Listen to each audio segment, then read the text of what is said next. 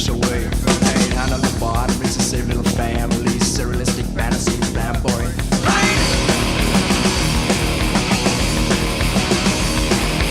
Hold me now, it's restitution. Living out your data fusion. It's the whole thing, show me faster. Don't be guilty, master right here.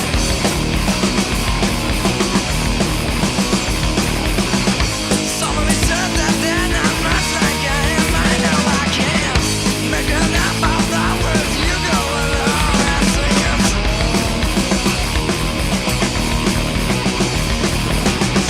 Pessimist, hypocrite, master, conservative, communist, apocalyptic bastard. Think it ain't God, putting me on this earth. They very privileged, depth of my thirst. Only now is restitution. Living out your day of fusion. Is the whole place in the past. Don't be guilty, that's right here.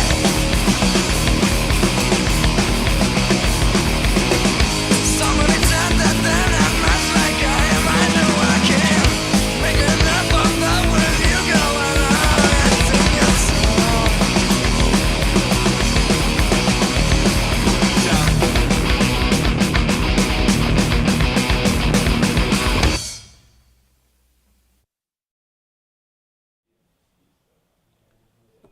All right, so we're going to finish up with stacks and queues and maybe do a little bit of an extra thing today to fill out the rest of the time because I don't want to start on algorithms and algorithm analysis until on Monday.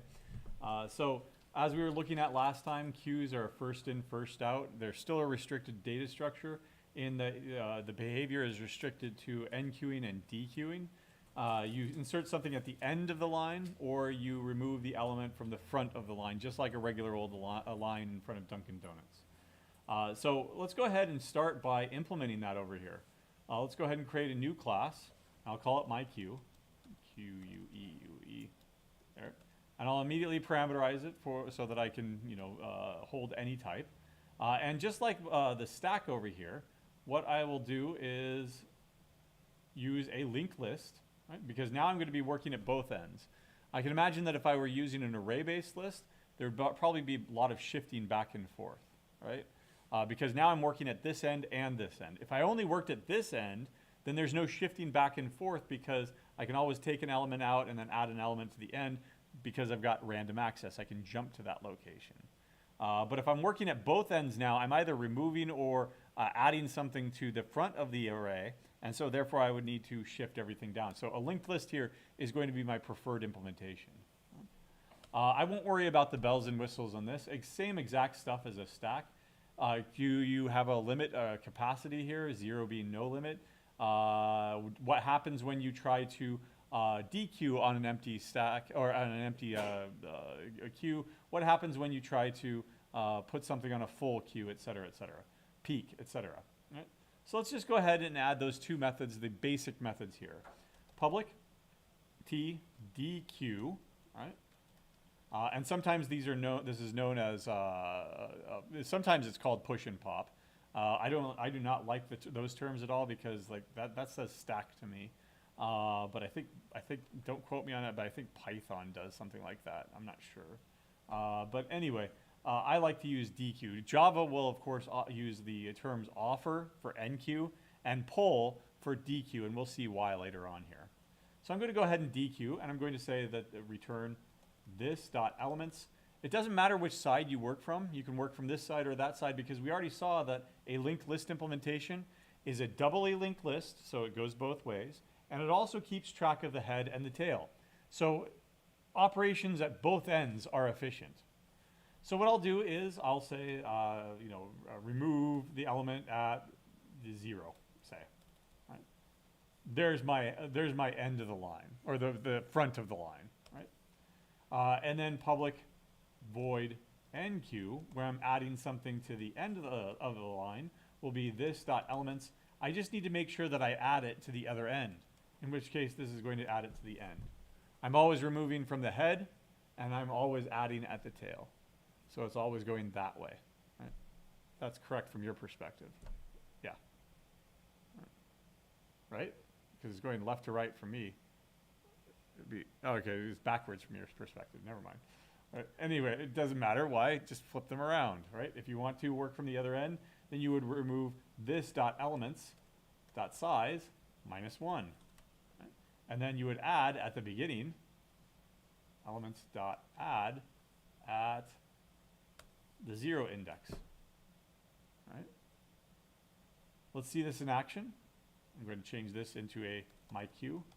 There we go. And I'll change this to queue to make sure that we're using queue.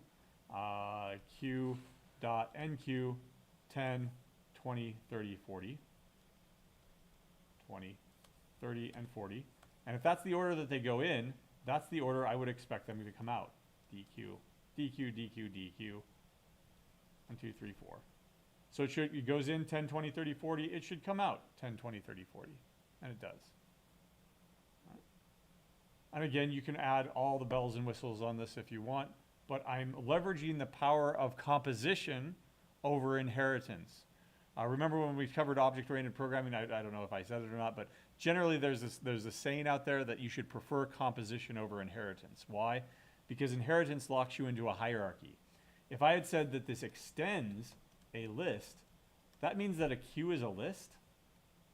That doesn't sound right. A list, you can arbitrarily add anything you want to anywhere that you want.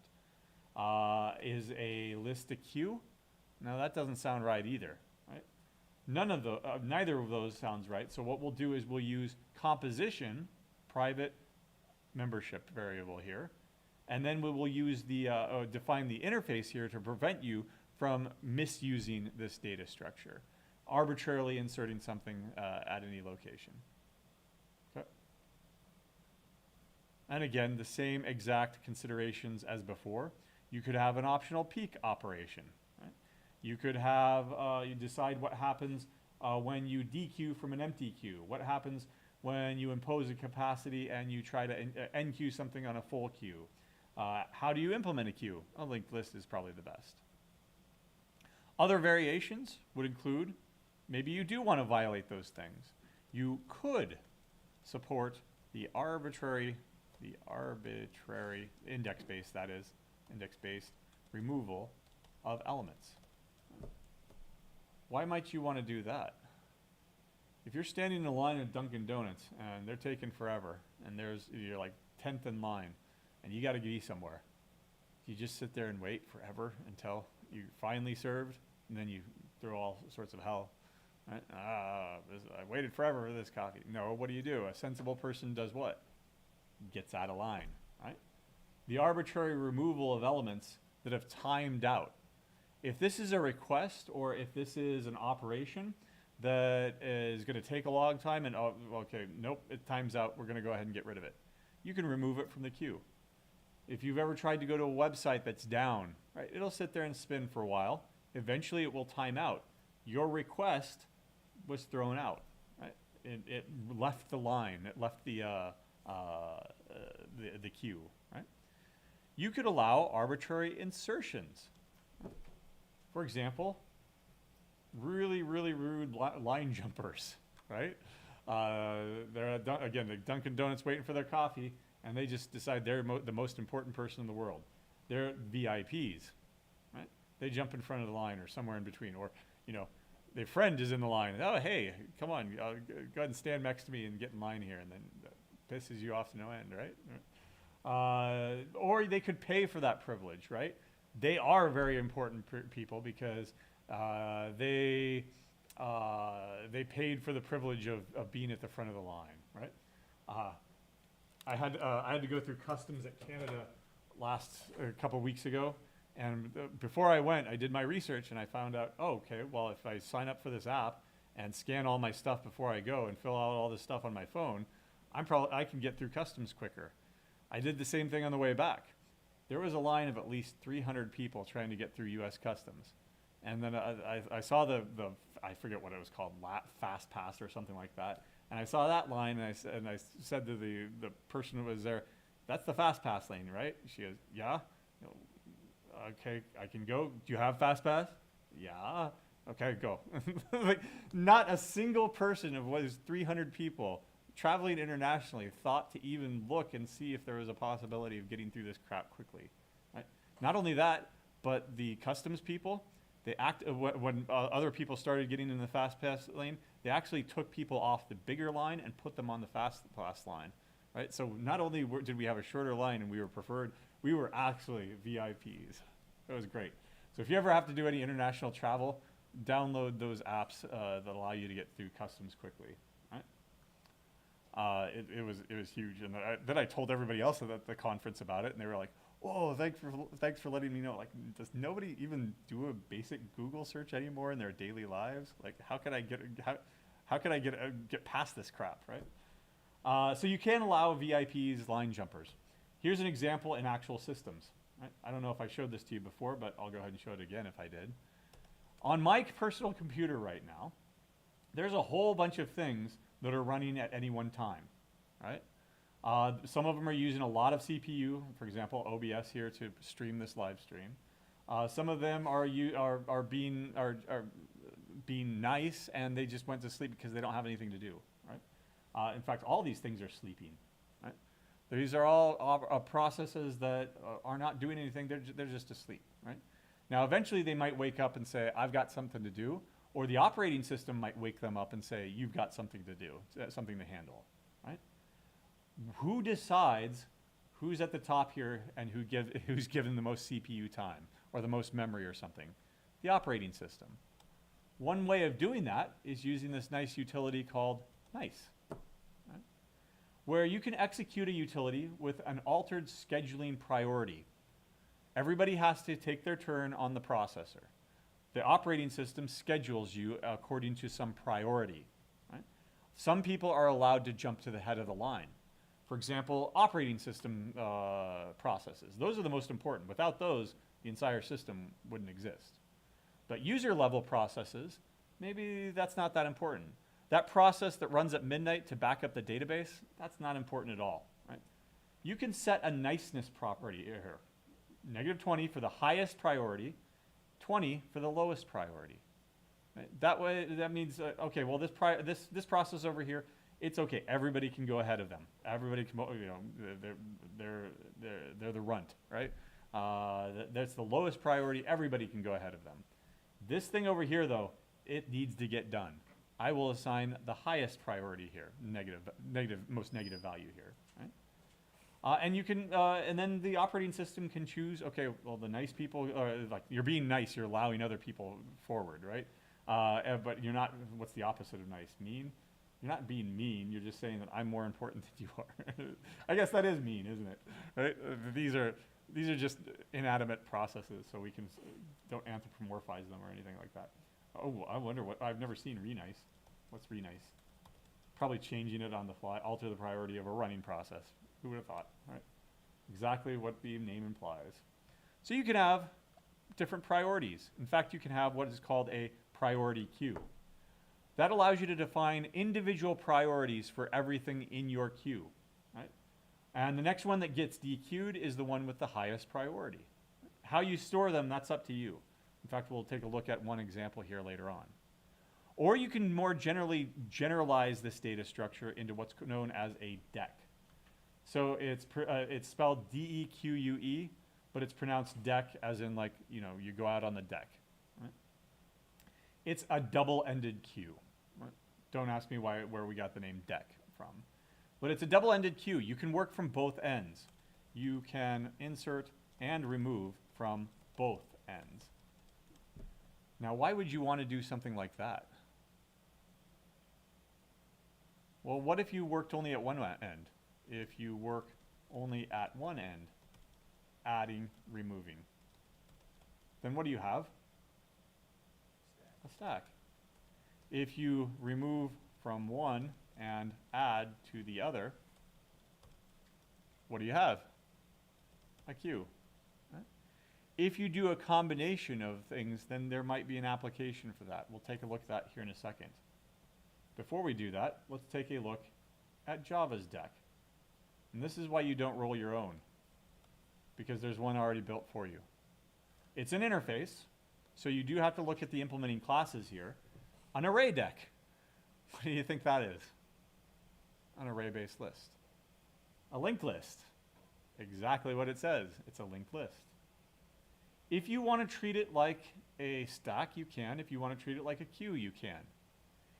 Why do we need so many different methods here? Remember what happens when you try to pop off of an empty stack? There are two options. You can return a special value, null, or you can throw an exception.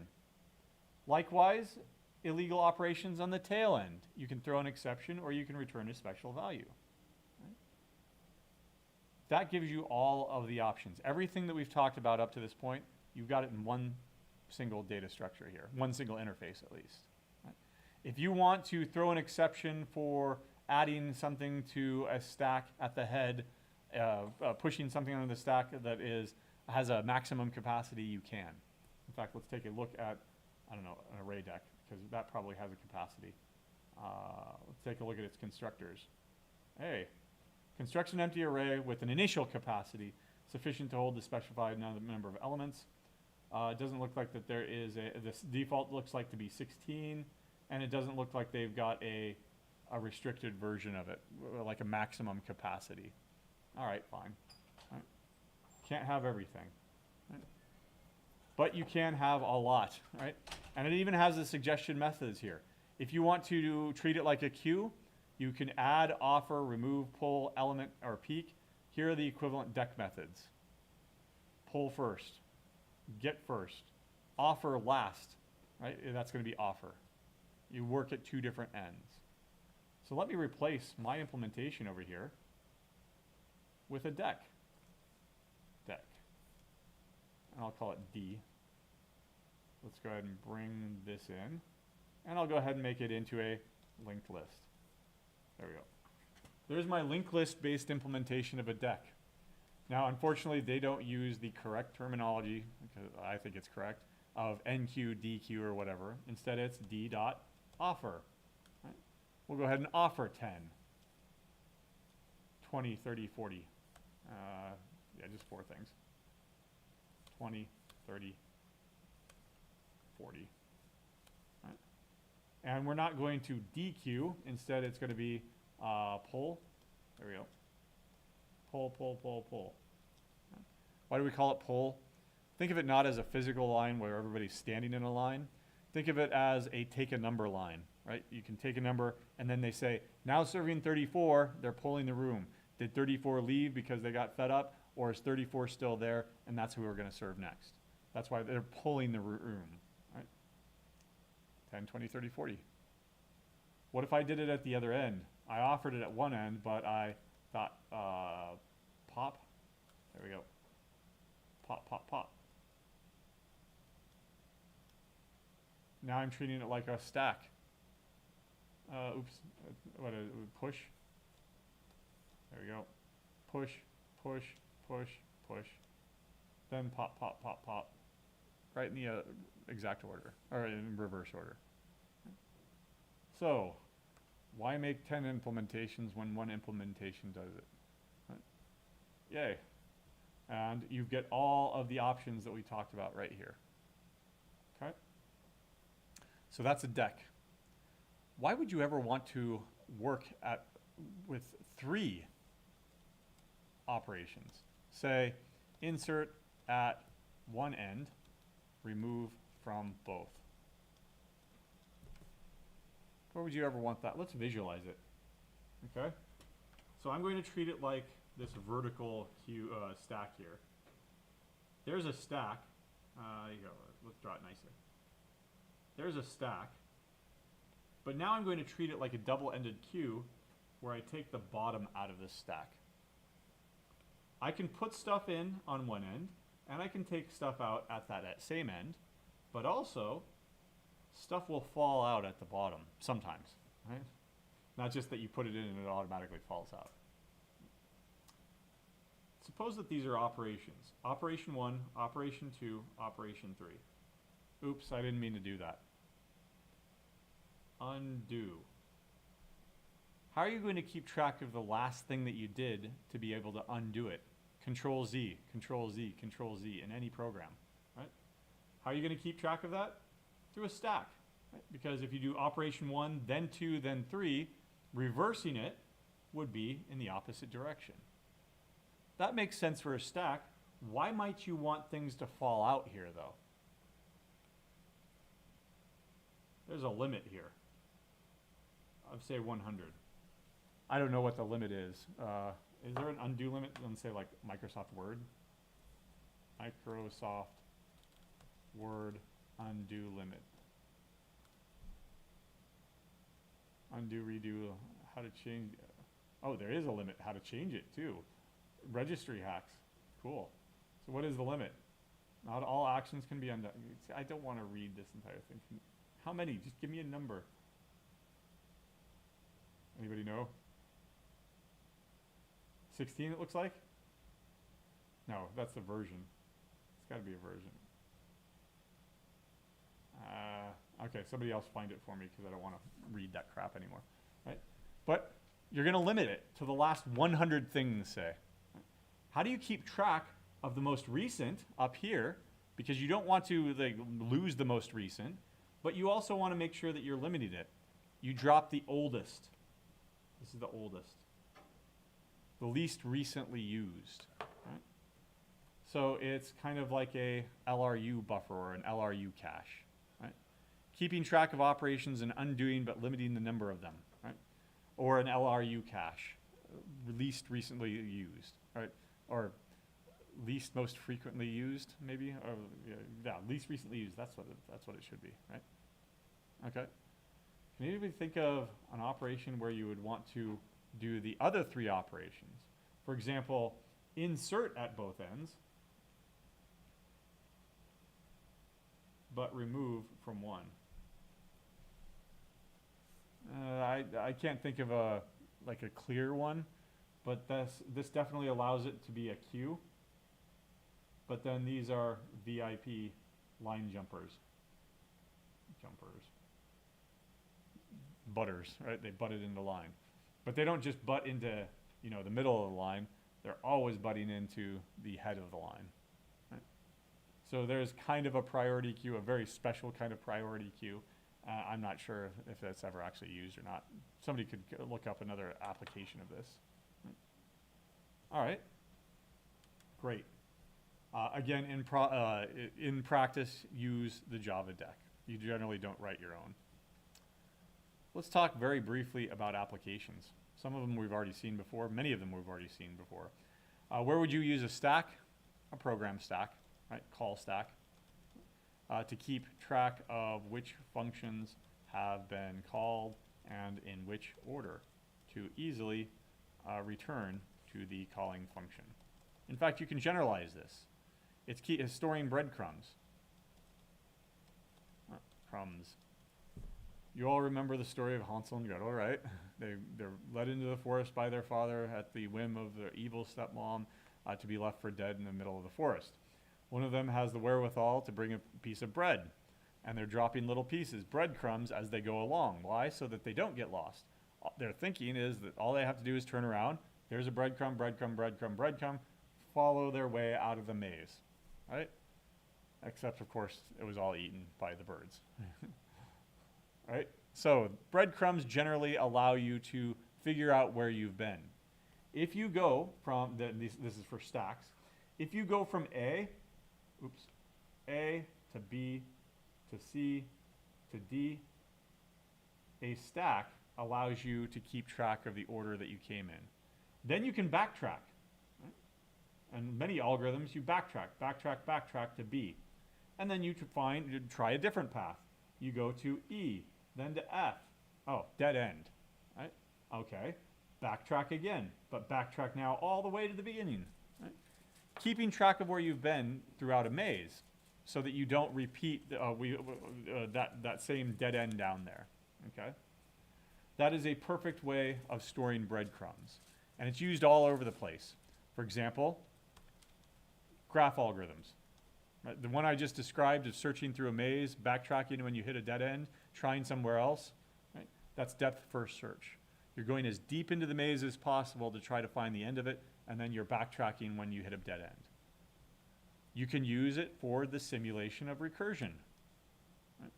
Don't abuse that small little call stack, right? Instead, use an in-memory stack on the heap where it's much larger, much more flexible, but keep track of what the things that you've tried. And of course, again, it's just backtracking or optimization algorithms. Instead of thinking about it as a maze, think of it as partial solutions to some sort of a problem that you're trying to solve. When you hit a dead end, that's an infeasible solution. Back up and try a different solution. Back up and try a different solution. Maybe you've got more than one feasible solution, right? You've got more than one way out of the maze. Which one is the best way out of the maze? Yeah, you get out of the maze there, but you also have to fight a gremlin. You get out of the maze there and there's a pot of gold. Right? I'm taking that way, right?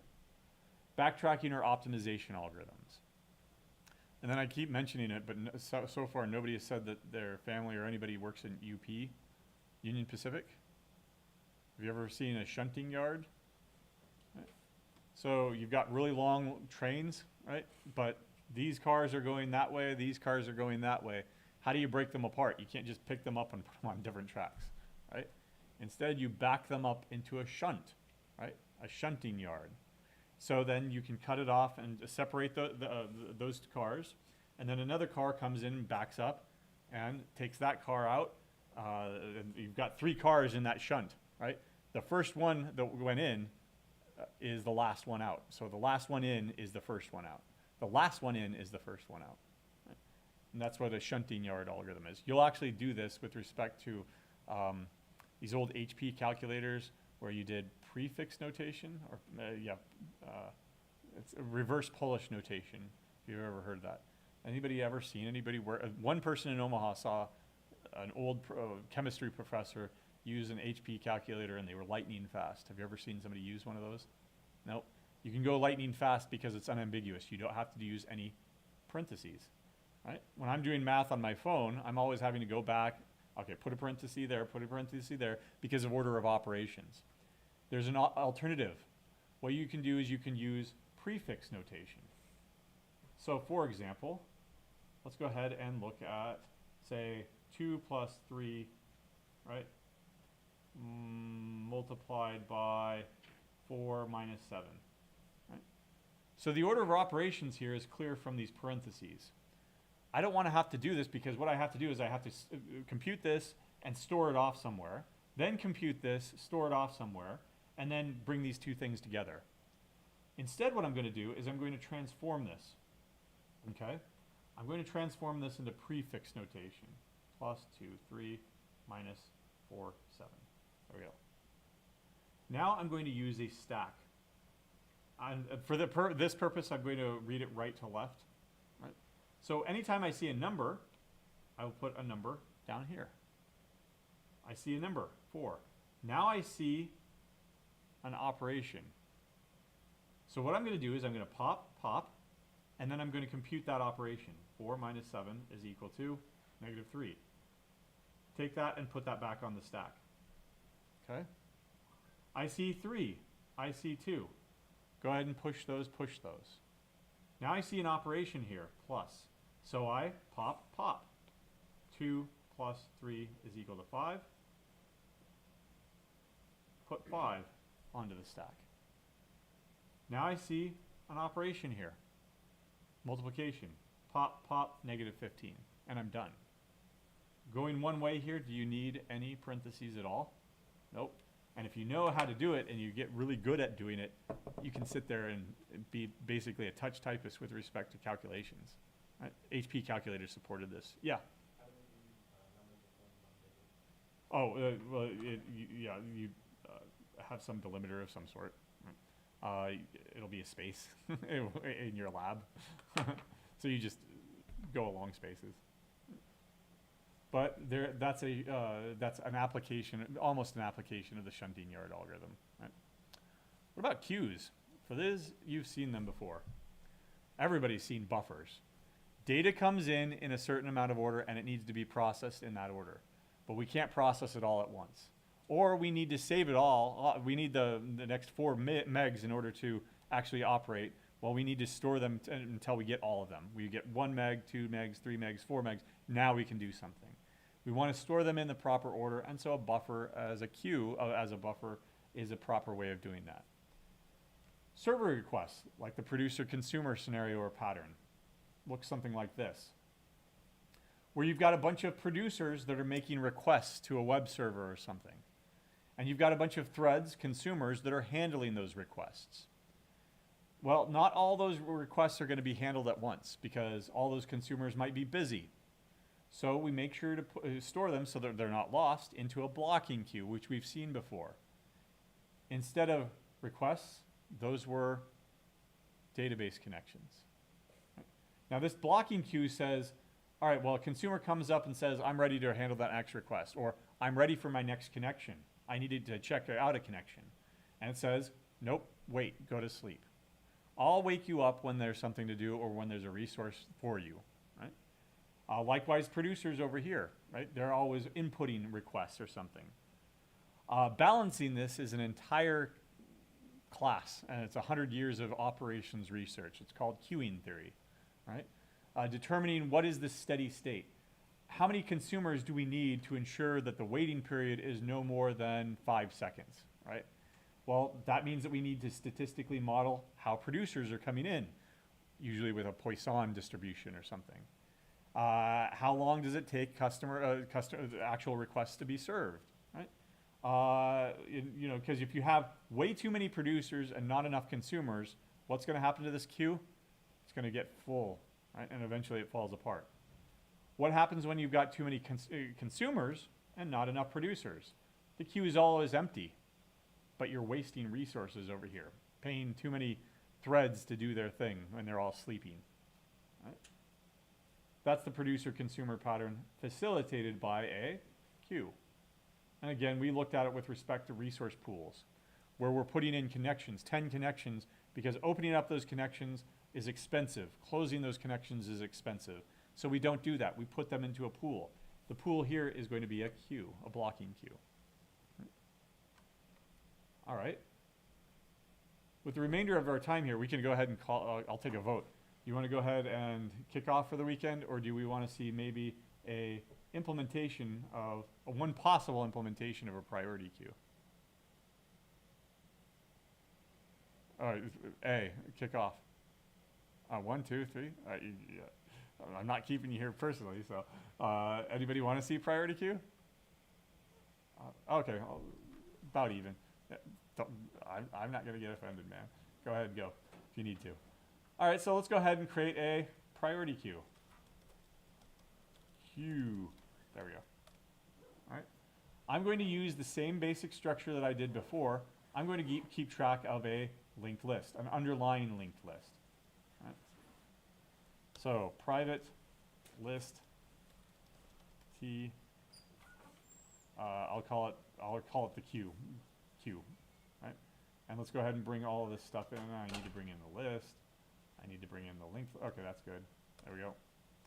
But how am I going to keep track of the priorities? I'll also keep track of a map that maps the elements to, say, an integer. Right? And this is my priorities. Priorities is equal to new hash map. This is not the ideal way of doing this. The ideal way of doing this would be through what's called a heap, a tree-based data structure. But ultimately, at the end of the day, you use an array to implement it. And we'll look at that towards the end of the semester when we've looked at trees. Right? Bring on all this stuff. Just automatically do that from now on, please. All right. So I've already initialized everything here. So I'll have a public void enqueue tx along with a priority, int priority. There we go. So to do, insert x somewhere in queue, ... Keep track of its priority though. Right? So map, or this dot priorities, I will map dot put x to priority. There we go. Now, assuming that everything is in order already, let's go ahead and go with public t dq. Right? There we go. And I will return this dot q dot get the element at the front of the list. Okay? I still need to get it in there. So let's visualize this. Things with, say, the highest priority, so largest number, 40, 30, 20, 10. This is the next one. I need to insert, say, 25. What would you do? Well, where does 25 belong, first of all? Right here. Right? So what I'm going to do is I'm going to start at one end and say, do I have a higher priority than the thing at the front of the list? If so, 50. All right, yeah, that goes at the front of the list. Nope. Go to the next one. Do I have a higher priority over you? Nope. Go to the next one. Do I have a higher priority of you? Yes. I'm going to put you right here. All right? So, suggest a type of loop to do this. For loop? Do I know up front how many iterations I'm going to go on this? Nope. So let's do a while loop. While, and I'll need an index. Index. I'll start it out at 0. Why? Because I'm starting at the front of the list. I'm going to go along and find where it belongs. So while this dot q dot get the element at that index dot, and then I need to get its priority, right? So priority is going to be this dot priorities dot get that element. While that priority is greater than or equal to the priority that I was given. Right? Greater than or equal to? If you've got 25 and 25, who wins? I don't know. Who cares, right? Who cares in general? But I'd say that whoever was there first will break the tie that way. So in other words, I'm going to say greater than or equal to. Because I'm coming in from this direction here. 25, 25, 25. All right, 25, you know, we're a tie here. I'm going to keep going so that the older one is in front. All right? I will say index plus plus. All right? Now where do I put it? This dot q dot insert, or add, what is it, add, at that index, that element. There, it even auto-completed everything for me. I'm keeping track of the priority. I'm dequeuing it. Let's try it. Always be testing, right? So I'm going to change this to a string. Right? And new priority queue. There we go. And I'll call this queue. Right? And we're not going to be able to use any of that stuff. Because what I'll do is I'll say q dot insert, or not insert, but nq. I don't know, alpha, but I'll say that it has a priority of 20. Beta, what is next, gamma? Alpha, beta, gamma, epsilon, delta, isn't it? Delta? Okay, all right. With highest priority here, I don't know, 40, and then 30, and then 10. Right. So in other words, it should not come out as alpha, beta, gamma, delta, or even delta, gamma, beta, alpha. It should come out with the highest priority first, which is beta, then gamma, alpha, delta. Oops, got an exception. Thank you. Get. Nope, I want NQ. Oh, yeah. What happens to the last guy? I just keep going, right? Index plus plus. So what else, what other check do I need here? Make sure that you haven't fallen off the edge of the list yet. So while index is greater than equal to, or less than or equal to, this dot size. Oops, this dot q dot size. And this dot priorities. Size. What happens when it's size? 4, 4, 0, 1, 2, 3, 4. We don't want to go any more, so yeah, there. Let's try that.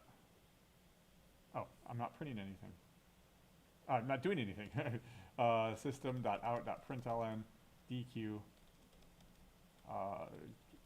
q.dq. There.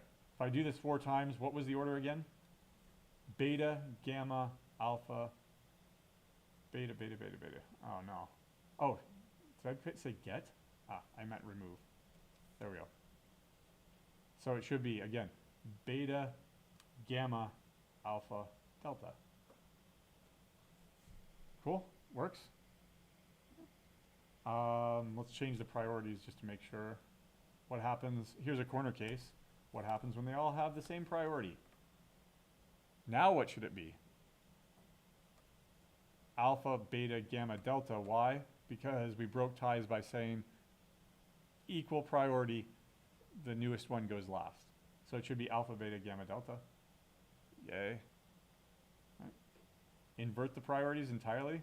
10, 20, 30, 40. Right.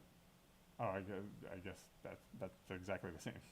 10, 20, 30, 40 is what I meant. So that it's completely reversed, delta, beta, gamma, alpha. Yay. Right. And all the bells and whistles, of course, before. And I like to do this as a demonstration because I could leave this to Monday, or I could just reveal it right now. There is a fundamental hidden flaw in this implementation that is not apparent at all. Let me show you. New alpha, new string. There we go. And I will immediately dequeue it. While true, sorry, not C. So I'm going to go ahead and insert something and then remove it, insert something, remove it, insert something, remove it in perpetuity. So obviously this will go into an infinite loop. Here, just dequeue it. I don't want to actually print it out. There. Right. How much memory do you think this is going to take? You put something in, you take something out, you put something in, you take something out. It shouldn't take any memory at all. Let me come back. I wonder if I can see it running. There's Java, 100% of CPU. I see 165 megs right now. Probably have to. I probably have to make this something larger than just a string. But eventually, I'm going to keep using more and more and more and more and more memory. I think. Don't quote me on that. No, darn it, because we're using a string.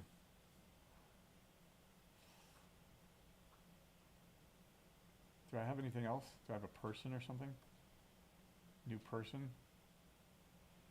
Yeah, I could do that. Let's try this again. New person. And this will be for persons. Let's import this. And then how do I do this? First name, last name. Okay, so alpha, beta. There we go. Let's stop this.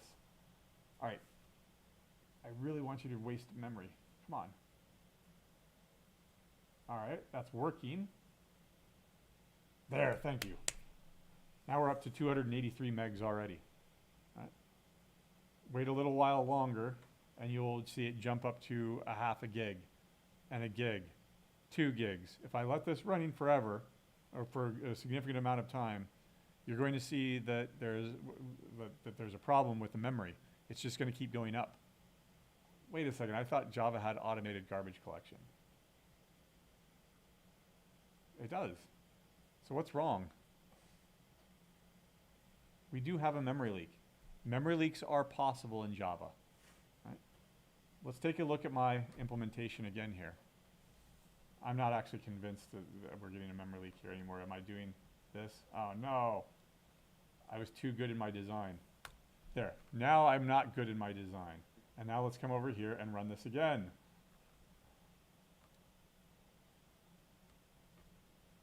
All right, are you going to jump up?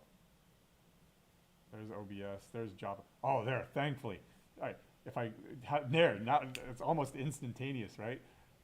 Getting rid of those 2 things, wow, the huge difference that made. Now I'm already up to 4 gigs, right? Past 4 gigs, almost to 5 gigs now. It's clear there's a memory leak. Why? We'll just keep that running. Eventually, hopefully it'll die right here. and we'll see it.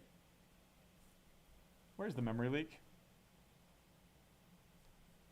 I'm putting stuff into the list, and I am removing it.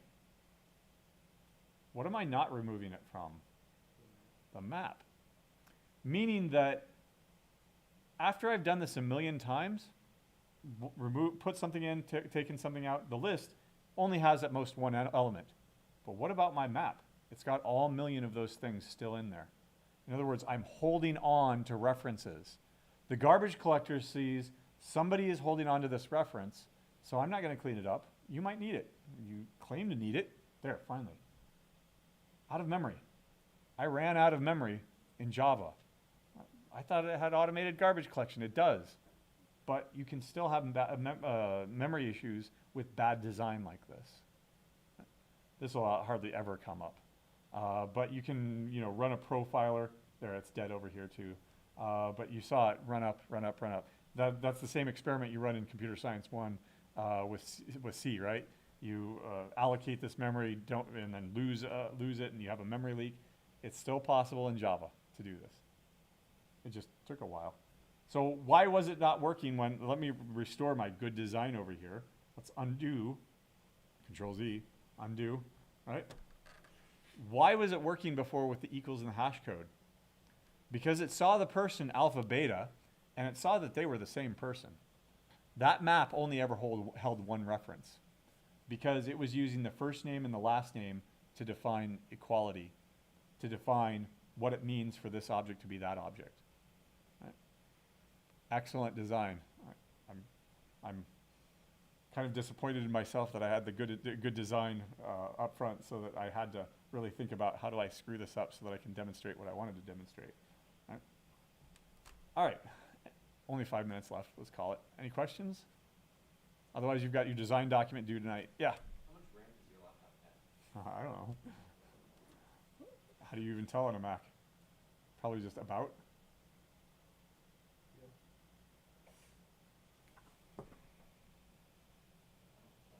16 gig. Right. So I'm sure that the Java, there was a limit on the JVM itself, and once it exceeded that limit, then it got kicked out. Why, 16 gig not good? I'm just curious. I don't know. Apple memory is like 10 times more than costly than regular memory, just because it has an Apple on it. And you can't do it yourself either. I mean, you can't do it generally with a laptop anyway, but try adding memory yourself, and you'll avoid all sorts of warranties. And it's hard.